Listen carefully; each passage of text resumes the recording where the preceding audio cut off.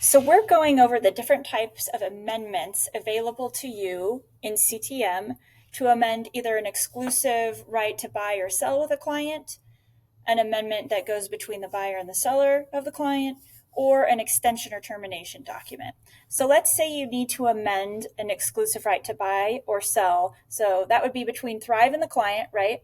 This is most commonly used to extend maybe a listing contract that's about to expire, change the price on a listing, change your commission, or end your agreement and both parties are wanting to move on. So under the exclusive right to buy or sell, you'd hit create new contract at the top. And in the amend section, you'll see there's just the listing contract amend. So hit create selected and you'll choose which contract you're amending. So the top section is if you're using a listing, and this section right here is if you're amending exclusive right to buy. So let's say you're ending the agreement, you guys are both moving on. You would change the date here to end the listing period, or you could be extending it, right? So let's say you have a listing that's been sitting on the market, your contract's expiring, but you guys want to extend another 3 months. You could say, hey, we're going to move this out to the end of the year and keep trying to sell this house. Great. And you know what? We're going to drop the price, see if we get any more, bites, more looks. You can change that here. So the rental or the price or rental rate, which we're not dealing with, is changed to $339,500. If you're changing anything else, like maybe your commission, you would write that out in here, be specific, hit save at the bottom, and then email that to your client. So let's say you are under contract and the amendment needs to happen between the two parties. When you're under contract, you would go create new contract at the top here. And now you'll see the 3 different types of amendments. That top one, agreement to amend extend contract, is the one between the buyer and the seller, most commonly used for date changes or concessions.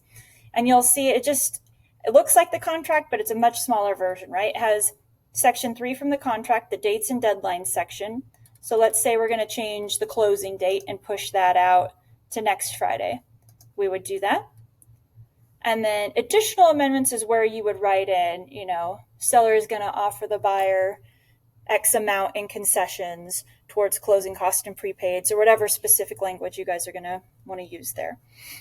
You can put a deadline on your amendment on when it needs to be signed. So you put in a date and a time here, and that'll say, hey, this needs to be signed by this time for us to move forward with these changes.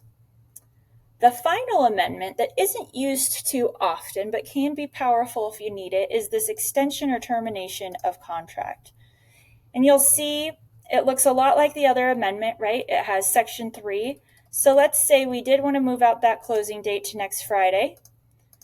And if all the parties sign, great, this is amended. We're going to move that date and we're good. But you can say, hey, if both the buyer and seller do not sign this by this time, this now serves as our notice to terminate. So you'll see you could choose buyer or seller and what you're going to terminate on. So let's say, it was association documents. You would check that box, say who is terminating the contract. So we'll just choose buyer here, hit save, and send that to the other client. So this means if this isn't signed, this is our notice to terminate, and we're done, and we're moving on. Let me know if you have any questions on amendments. They're very powerful. They're used in almost every transaction, so don't be afraid to use them. They're very common. Yep. So let me know if you need anything. Thanks.